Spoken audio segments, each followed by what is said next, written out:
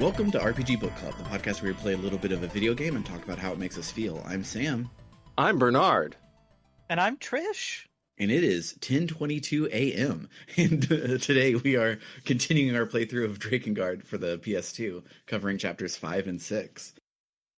Haven't had a classic morning record since Maddie and Eli were on the show. Should get us mimosas. But before we get to all of that, how's everyone's week? Nintendo Switch 2. Yeah. Deltarune. Survival kids. Mario Kart World. I played chapters 3 and 4 of Deltarune within within 12 hours of them dropping. How long are they? Chapter 4 especially I would say chapter 4 is almost as long as chapters 1 and 2 put together. It's pretty long. When you look at all 4 chapters together, it's, I think, definitely longer than Undertale at this point. I was surprised because somehow I got it in my head that chapters 3 and 4 were the rest of the game. Nope, we got 3 more. Yeah, so that was a surprise. I haven't played it, but I was like, what? I thought for so long the rest of the game was finally coming out, but no, there's more. Yeah, and according to Toby, we're getting chapter 5 next year. Which I actually believe on this one. But yeah, also chapter 4 I would say is the best chapter so far. It's fucking incredible. But what else have you been doing, Bernard, besides Switch and Survival Kids and Deltarune all happening this week? It's been a big week for us. I managed to get a Switch 2 on launch day. I went to the midnight release at Best Buy. There were so many people. I don't know how they had that many units for pre-order. There were like hundreds of people. It was insane. Wild. But I stood in line for 2 hours because there were a lot of people. I forgot to wear good shoes, so I was standing on the sidewalk for 2 hours, and so I was not happy afterwards. Because my brain was just like, I'm just popping by Best Buy to pick up one thing. I don't need to wear good shoes, even though I knew I would be standing in line for at least an hour. But Mario Kart World is fucking incredible. Normally I'd be like, oh, I don't want to, it might be recency bias, but no, Mario Kart World's my favorite Mario Kart game. Makes Mario Kart 8 look like shit. Damn. I mean, Mario Kart 8 is great, but Mario Kart World is so fucking good. And also, it felt weird seeing how good the graphics were, and I realized Nintendo graphics power hasn't substantially improved since they started making HD games. Mm-hmm. It is insane. I'm not used to Nintendo graphics getting better. It's been a long time. Yeah, the only negative that I have about Mario Kart World is that because you drive to each of the places in the Grand Prix, on all of the Grand Prix except for the Rainbow Road one, you don't do multiple laps on the middle ones. You have the drive there and then one lap of the actual course, and the courses are really good, and I wish I could hang out in there longer, but I get why they did it that way, but it's still, like, I still feel a no connection to anything except for the first and last race in each of the things. Yeah, I hope they add some sort of classic Grand Prix mode where you just do... I love playing the Grand Prix as they are, but I think it would be fun to also have some sort of classic mode where instead of doing the the between parts, you just do 3 laps of each race, of each track. But I love Knockout Tour so much. I don't usually play games online, but I've been having a lot of fun playing Knockout Tour online. In that mode, you just do a straight line through a bunch of tracks and a bunch of the connecting parts of tracks, between tracks. You just do a straight line through it, and in each area, you have to be above a certain place above a certain spot to progress. So, like, it starts out with 24 racers. You have to be better than 20th to get through the first gate. So it's constantly shrinking like Danganronpa. It's great. The other like nitpick negative that I have on the game is that you can't do free roam split screen, because I have two kids who I would love to just set them free on that and have like a day off to myself. But the fact that they have to take turns means that it's a fight every couple of minutes. But other than that, they love it. Yeah, I understand that doing free roam split screen would be a lot harder, because you might have to you would have to load different areas of the huge open world at once. But yeah, that would be real nice if you could do that. The most important thing though is that they gave Rosalina and Daisy the best outfits that they've ever had. This and is Pauline. Ooh. Pauline only has one outfit, and I don't I like know, it. I hate that Pauline only has one outfit, but I love the outfit she does have. Yeah, Y'all have my attention. I'll find you some pictures of Rosalina's. My two favorite of hers is her quote unquote touring one, where she has the same letter jacket as everyone, but hers is tunic length because she's cool and it's awesome. And then her pro racer, I think it is, she's not wearing her NASCAR jacket. She has it tied around her waist with baggy pants and baggy shoes, and it's so good. Baggy It is shoes. like big chunky boots is what I meant. Baggy shoes. But yeah, they're He's just wearing plastic bags on her feet.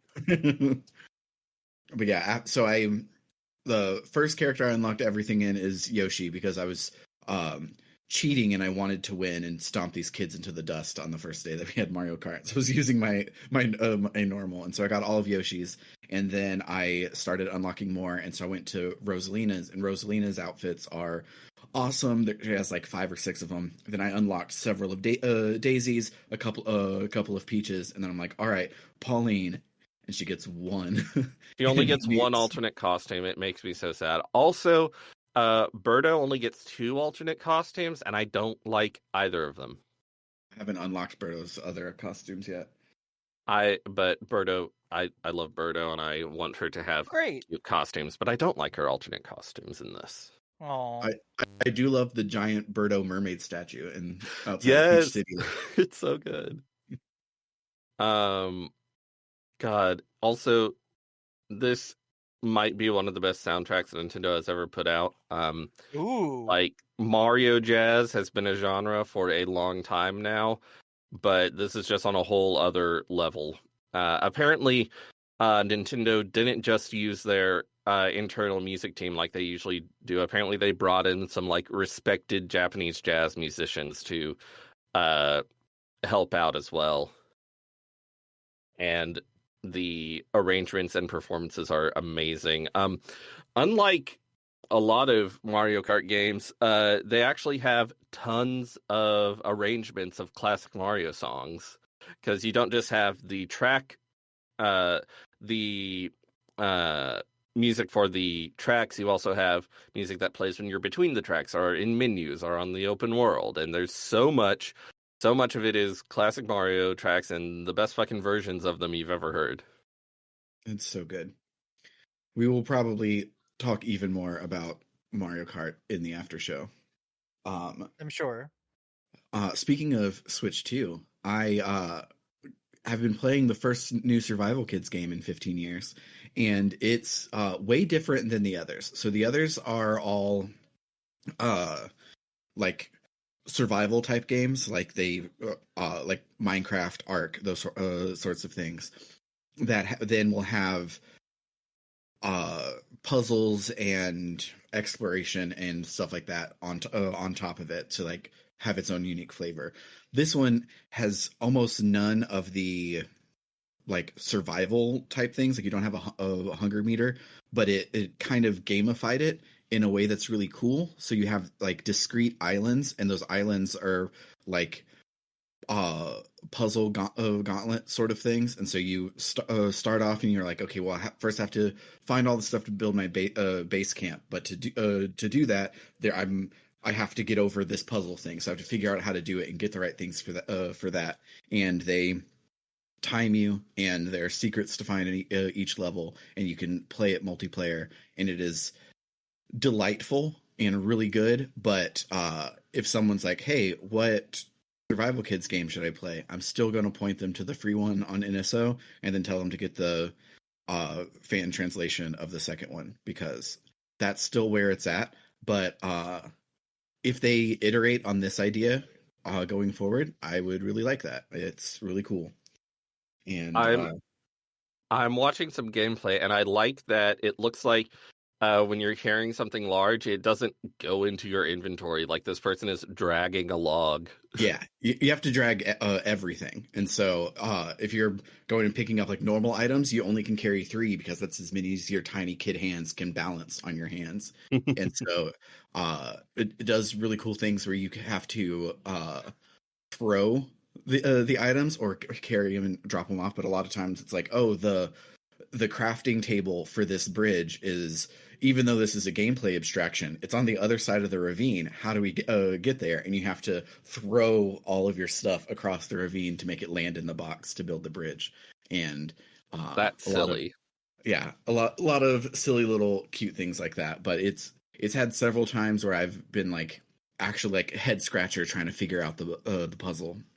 There's one where you build a cannon, and you have to use that cannon to like launch your building materials across at something to build it way over there. And getting that to click in my head was so hard. I was trying so many different things. I'm like, okay, well, what do I do? I feel like I'm in a complete dead end. There's no way to get over there. And then I'm like, oh yeah, I don't have to just put bombs in here to blow stuff up. I can put in my logs and stones and vines and shit and build a bridge from across the way. And it's been a blast. My kids are really bad at it, but I'm having a blast. The one thing that sucks though is it is built around 4 players. The single player is fine. They balance it between everyone really good, but it's built around 4 players. In the story, they say these 4 kids. If I game share with 2 Nintendo Switches, I only can get 2 more players in, so total of 3.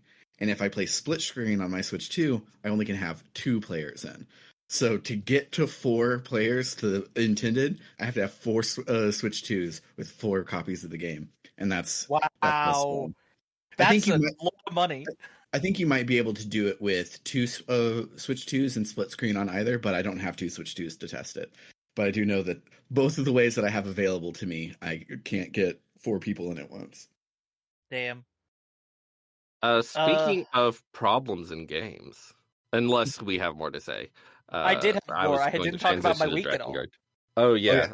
You did talk about Deltarune a bit, so I forgot that you didn't talk about other stuff. Okay. But I did want to throw out, I had a job interview a couple of days ago. Ooh. Nice.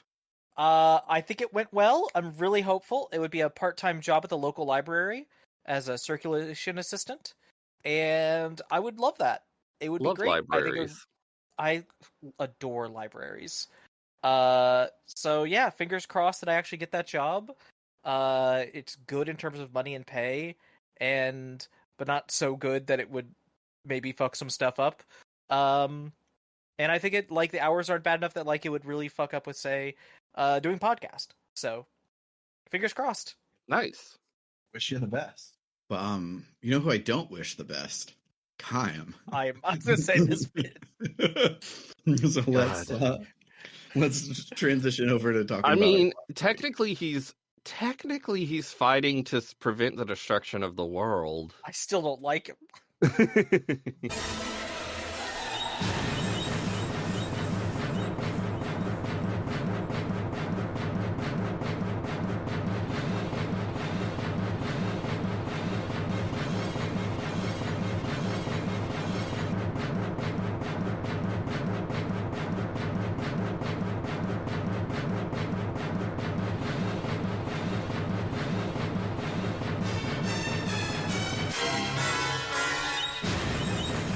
We begin Chapter 5, Destruction, with a cutscene.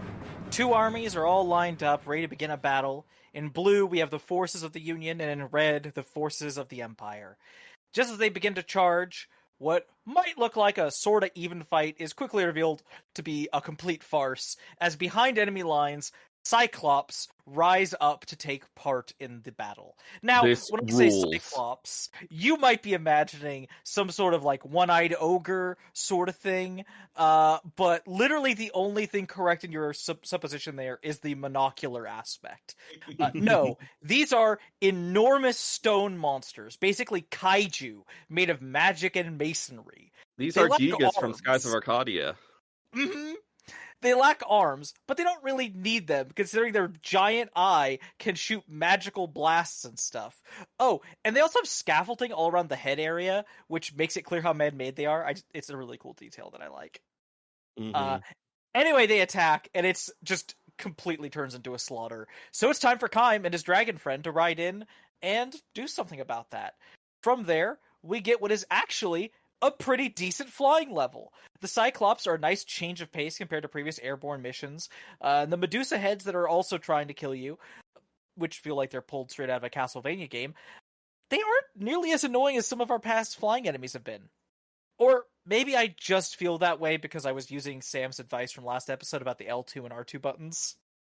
I think maybe this game has lowered our standards. I think it might have. I think you're right. Once you take all the big guys out, it's time to focus on the army that is threatening yours. Even though, as usual, when we get to the fight, we cannot see our army anywhere. They don't exist. They all got blasted by the Cyclops. Yeah. Well, fly or run around. Oh, yeah.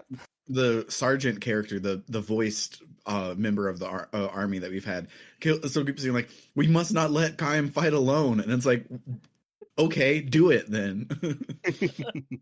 Listen, this game is made by Cavi on the PS2. You can't expect too much. Fly or run around the battlefield, it's your choice. All that you need to do is kill all the important dudes the game tells you to. Just wade through the blood of hundreds of brainwashed dudes so you can save the world. The usual stuff. And then just when it seems like victory's at hand, everyone's ecstatic, but it's not that simple. You get a scene of Kaim walking around camp, and you just go up to talk to some soldier to trigger the scene of what comes next, and oh boy, it's a doozy. In another cutscene you watch, as Union soldiers just go around killing any wounded men of the Empire who are still lying in the gore, which, real good guy thing for them to be doing, let me tell you. When the ground suddenly shakes, and a cataclysm occurs. From the sky, the clouds do not part, but are instead torn asunder by enormous blasts of green energy crashing down into the ground, hitting with tremendous force that kills so many. Evidently, according to the next verse's text mission info screen, they were sent down by the Empire's flying fortress. So I didn't know there was a flying fortress. I didn't either. The number of times this game informs you about things it would have been great to see in the text screen, it's quite a few. It's a lot. It's a lot of nickels. But you know what's even more fun? Necromancy. Talking to Verdelay has him all worried about what this means. Like maybe all the seals have been broken by now. That maybe Kaim's sisters had her blood spilled. And when the old man falls to the ground to despair about it, Kaim kicks him in the face. What a guy. But also, wait, what do you mean she was the last seal standing, and then if they spill her blood, that's the end of the world? You're telling me the Empire took out the other two seals off screen? Wow, we are so bad at our jobs. It was on screen. I thought it was established. I thought it was established that it happened while we were slaughtering dudes earlier. There was a point where they talked about it maybe happening with one of them. I don't think either happened on screen, and only talked about it maybe happening. I have no idea what you're on. One of them is a level where you fight all the ghosts on top of the seal, and they pull you away from it. Seal. That's the one seal we've seen on screen get taken out. There's 4 seals. And then also the fairy seal they talk about got broken. Fairy seal. Before we got there. The fairy seal, but we didn't see. That's what I'm saying is we weren't there for that one. Yeah, because they were distracting us. It was the plot that they were. Okay. They were like, "Oh, we're busy," and then you hear the Red hears the here's the seal lady like dying in the ether, and it's like, oh my god, that scream, the fairy seal must be falling too. I We gotta that go was in find my Fairy. notes. I didn't take that as a confirmation that had definitely happened. It was that might have happened. It wasn't. To me, it was not clear that was a for sure thing we knew had happened. What we know and what we've always known is that Furry Eye is important. Yes, That's true. Apparently, she was literally the only part that actually mattered in the plot. Anyway, like I said before, necromancy. In addition to the giant death beams from the above, the Empire has apparently worked out some sort of contract with Hell for open borders. Because as you go around and kill their dudes, what the map tells you to do, they immediately come back to life as skeleton soldiers who are so much tougher than they were the first time around. The enemies are not staying dead. Once we've done what we can for this, frankly, hopeless conflict, Kaim decides it's time to climb atop his dragon and head up to the Flying Fortress, because when your enemy has a Flying Fortress, we all know that is the best place to kick in their door. The only issue is actually getting there, because our dragon friend cannot seem to actually ascend high enough to reach the damn thing. Maybe we'll have better luck in Chapter 6, an old enemy. We start off not with our bloody murder boy, but with his sister, who's in a new outfit I can barely make any details out of because of how this scene is laid out. She's laying down in a bed in this weird room, and the bed is being suspended from the ceiling. Okay. Inowart comes in, not to see Furry Eye, but to talk to the room's only other occupant, the Empire's High Priestess. She looks young, very young, but she speaks with that same voice in the weird shadowy portrait of the voice that compelled Inowart to turn his coat to the Empire side. So Inowart came here to beg for the chance to kill Kaim himself. And then when his girl wakes up, he immediately starts telling her how much he loves her, and that's why he kidnapped her to give her to this cult. But then right after he makes those declarations, he's like, wait, who are you? And completely starts forgetting who she is and what her name is, which, to be fair, I do struggle with her name too. That's honestly valid. It's weird and upsetting, like so much of this game. Yes, it is. Anyway, Inowart gets his wish, and next verse, we are dueling him in the sky, dragon to dragon. And it's an interesting fight. The Black Dragon has most of the same aerial maneuvers and attacks that we do, so it feels like a duel between equal and opposite forces. It's neat.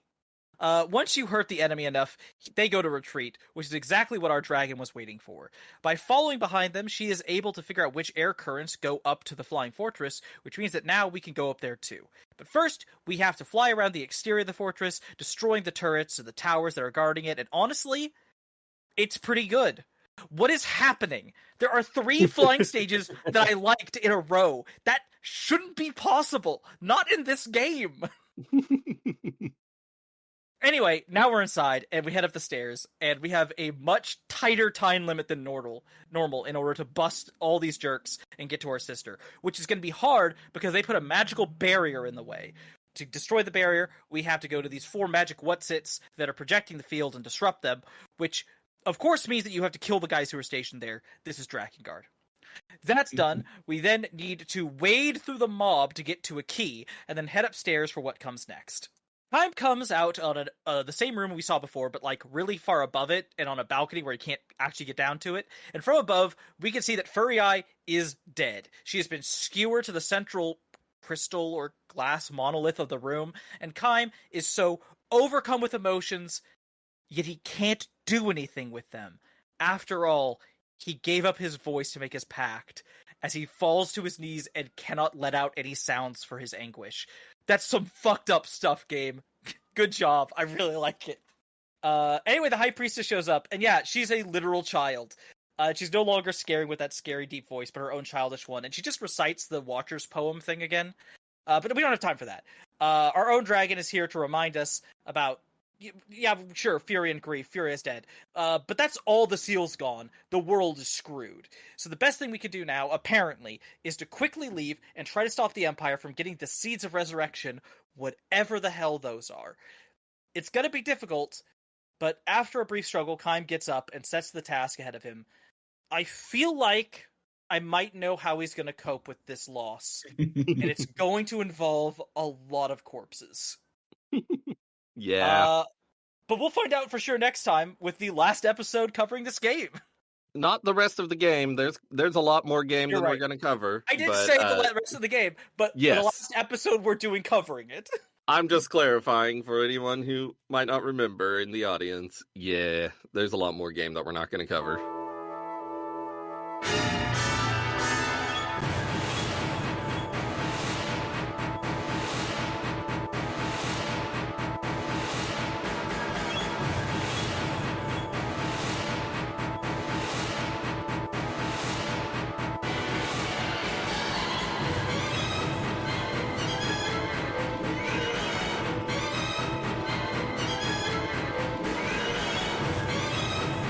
There was, I forget when she said it, but there was some point where the dragon said, like, their attacks cannot, they think their attacks can fell me, ha! And I'm like, dude, it takes like 2 arrows and I have to drop off you. I was gonna say, dragon, I appreciate the moxie, but you're wrong. Just factually wrong. Mm-hmm. You know what? It just hit me. I was trying to think of like how to describe the bleakness of both this section, but just in general this game, and it hit me.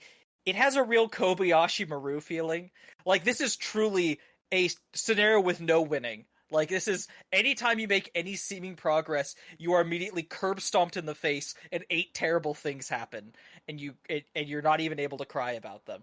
And it's just like it feels like Kaim has been put into like one of those like scenarios in a story, whether it be like a psychic thing or a program or whatever, where it's like, yeah, you can do whatever you want, but you can't actually win. You have to accept losing. And Kaim's response is, no, if I kill enough people, I'm gonna win. I know it. I don't even know if he cares about winning. That's true. He just likes killing. Man, this game's tone and storytelling are so weird and upsetting and bleak, and Yes. I love it. I really enjoy it. It is a real, just every time you're like, maybe things are going great, the game's like, no, your sister's dead. The enemy has nukes. Fuck you. Yeah, even like in chapter 5 when the Union is winning, like I think every character in the scene when you're battling at some point has a dialogue where they're like, this is too easy. This is strange. and then yeah, it was too easy. They got nukes. It's fair to say it was too easy right after they got slaughtered by magical Cyclops creatures. Yeah. For a second I was like, are those like going to turn out to actually be nukes? But no, that would, and this is some like tie to the real world or something. But it's funny no. You say that. Yeah, I know. Take your map when you're looking at the map and rotate it 180 degrees, and then suddenly you realize that you're fighting in upside down Europe. Nice. Yeah, the Empire is in Spain, and you have right underneath the like level select screen is the UK, and you can definitely tell it once you're looking for it. So maybe they were real nukes, and this is the real world.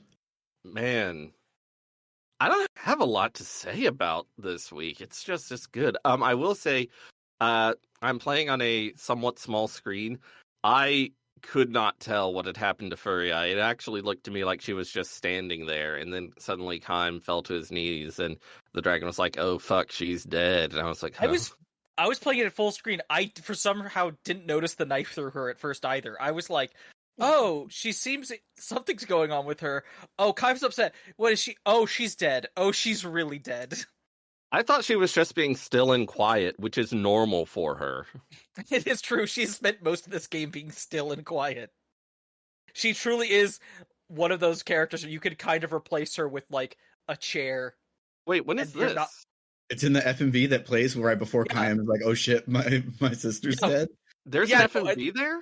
Yeah. What? Yeah, I'm honestly I saw this in like I had the same thing as you, Bernard, and then I saw that when I was taking notes, and I was like, wow, how did I not know she was dead at first? And I'm starting to be like, did this cutscene just not play for us? What happened? Maybe this is another weird structural thing where maybe this cutscene plays or maybe it doesn't based on arcane requirements. Because I do not remember this, but maybe I'm a fool. Yeah, who knows? Because in that screenshot you shared, it's pretty clear she's not well. Yeah. But it is the only thing that happens in the FMV, so it could have been like, oh man, she looks like she's not having a good time. I wonder how Kime's going to take this. Let me reach over and grab a Cheeto and then come back, and you miss it, sort of thing. Oh gosh, yeah. If you didn't notice, my notes were kind of sparse. Not sparse. I tried to write this as I can, but that's not a lot here. Yeah, it's just chapter truly 6 was very short. That chapter 6 is very short, and it's just really just a wow, we're fucked. But hey, again, I am it's shocked and amazed to have 3 good flying levels in a row, or at least passable. Yeah, I was about to say good might be strong, but You're right, good is a strong word, but like, I wasn't actively gnawing my teeth, like. I think gnawing your teeth would be hard. Yeah. The word came out, and I knew it was wrong, and I was like, shit, I'm gonna get roasted. So when Kayam comes in to see Fury Eye, he is on a floor above on a balcony, staring down and watching everything happen. The final thing that you do in the level beforehand is go up to a new floor that is blocked off with a force field that you then have to waste a bunch of time cutting down the force field to go through, to then be one level too high. He just needed to stay like that door was closed. Don't go up there. Look for another way in on the floor below, and maybe you could have saved your sister. Here's the secret. There isn't actually a door to that room at the level you need. You need to get to that balcony and jump off. That's the only way. Yeah, off screen, Inuart is trying to climb back up to the balcony so he can leave. There's a ladder off screen. Now that I know how to summon an ally, I summoned an ally, and the ally is strong. I did it on complete accident, but it was neat. Yeah. Did either of y'all go back and get Ariosh? No. Can you? Yeah, you can. When you go to load. New Game Plus happens after you beat the first level. So when you go to load, you pick what chapter you're on, and so you can go back to the chapter to unlock Ariosh and get her if you want. Neat. We're so close to the end, no need to, but she's really fucking strong. So I believe you. I think I was not gonna do that because so funny thing. Remember, I think I mentioned last week I ground up my weapons a lot, and I got them all to a higher level, and I was able to switch between them as I wanted. It was really fun, and I was excited to go into the next set of chapters having done that. Apparently, so when I quit, at some point before that, I took a save state. Like, the game was like, oh, you're closing. Do you want to save a state from where you were? And I was like, yeah. So when I loaded, the game was like, oh, hey, you had a save state. Do you want to get back to that? I was like, yeah. And that was before I did any of the grinding. So I lost all of it. So have you been doing like, hard saves as well? Memory card saves? I had, but I fucked around. I couldn't seem to get it back. I was like, you know what?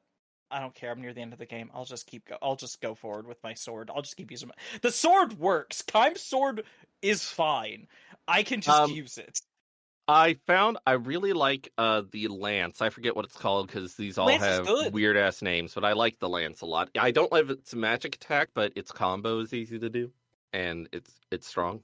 Yeah, I'm glad to see that the thing that I liked most about Drakengard back in the 2000s is the main way that Drakengard works, where it's like, oh, you want to just turn off your brain and kill 2,000 people? Go ahead.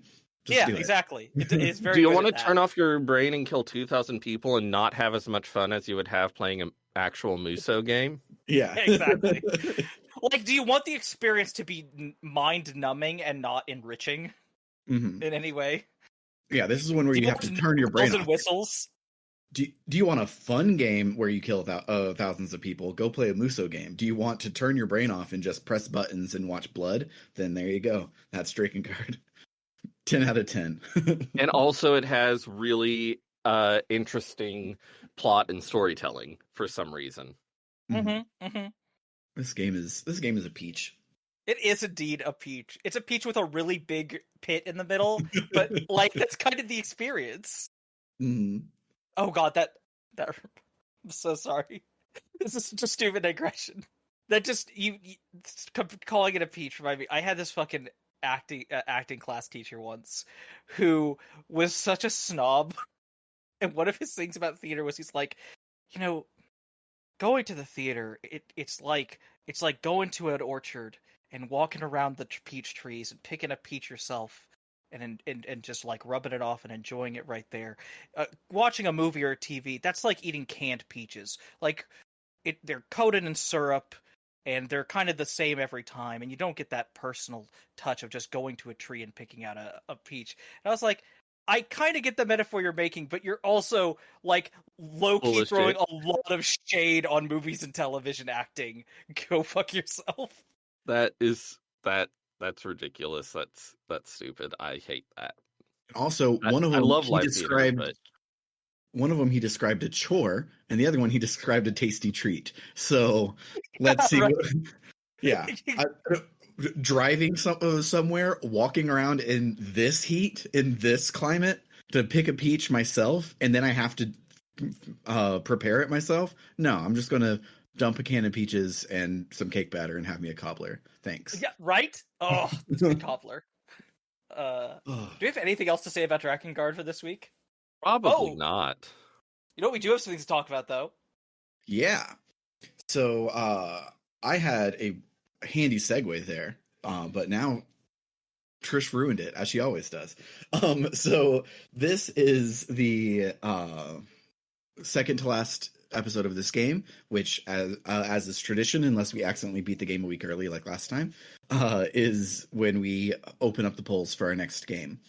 So this time around, we are going to be voting between episodic JRPGs with Live Alive versus Dragon Quest IV Chapters of the Chosen. Yeah. We will specifically be playing the DS version with the mod that puts in the iOS version's party chat, because that's the best way to play this game. So the party chat was in the original DS version in Japanese, but was cut in the localization because it was an absurd amount of the script. I think at least a third of the script is party chat, if I remember correctly. Yeah. So to reduce the resources needed for localization, they cut it, which was a real shame because it's so important to that game, in my opinion. But then when they released the iOS version, which is really good, they put the party chat back in, and now some fans have made a ROM hack of the DS version that puts in the party chat from the iOS version. So that's wonderful. The main difference between the DS version and the iOS version, and this is literally only it, on the iOS version, the sprite scale is a little bit too big, so everybody's kind of big and chunky, and on the DS, they're perfectly sized for the squares around them. And it's basically the only thing different. The iOS versions are actually a very good way to play the Dragon Quest games. So if you don't have a DS laying around, you should play it on iOS. Or if you... I don't have an Apple product. Oh, it's also the Android versions are the same. The mobile are both really good. But if we play Live Alive, we will probably be playing the new one because it's shiny and pretty and nice. And has voice acting that's weirdly good from what I've seen. Yeah. So I'm tempted to play the Super Nintendo version. I mean, if you want to play the Super Nintendo version, go for it. Yeah. I'll be playing the new one, but you don't have to. Yeah, you don't have to. I don't know how much the fan translation of the original versus the official translation of the new one. I don't know how much they differ or whatever. So you might do it for fun. Or you might be a weirdo like Trish and do both at the same time. I might do both. Honestly, literally, I was just thinking, I just might do both. I mean, that's less of a commitment than doing two versions of Persona 3 at the same time. It's true. Am I never going to live that down? No. I mean, I don't know why you get a hard time for that, but I don't get much of a hard time for playing through the game twice in the length of time we were supposed to play through it once. Literally lapping y'all. That was also ridiculous that I did that. That's because you lapped us. I was running two different races at the same time. I think that's about equivalent. formed mitosis. There are two Trishes running different races. Anyways, so yeah, if you want to vote on our next game, you can head on over to www.rpgbook.club. While you're there, you can donate to help support us. If you do, you'll get some extra benefits. At $1 a month, the Gadabout tier gets access to our bonus feed, where we have after shows for every episode, as well as bonus seasons of the show that are backer only. And then at $5 a month, the Warrior tier gets the above, but I also say their names at the end of every episode, a little like this. Shoutouts to Frosthair, Dragonslayer19, Freddy Rodriguez, Aaron524, and JFro Prime. And then at $20 a month, the Luminary tier gets all of the above, plus a one-sentence shoutout to whatever it is they're passionate about. Shoutouts to El Tantavi, who wants you to check out Aftermath.site, a worker-owned, reader-supported news site covering video games, the internet, and the cultures that surround them. Shoutouts to Kildranas, who says to check out Podcasters Assemble, a documentary-style, crowdsourced movie hype/rewatch podcast. Every season, podcasters from around the world are assembled to review, reminisce, and riff on a popular franchise. And then shoutouts to Vimk, who says, they streamed down the tiers in an angular current, broken up every so often by some limping figure investments of rusting black. And then shoutouts to It's Claire Time, who says, for you TTRPG nerds, check out Fabula Ultima. I'm not affiliated with the game, I just think it's neat. For RPG Book Club, I've been Sam. I'm Bernard. And I'm Trish. Toodaloo, folks. Bye-bye.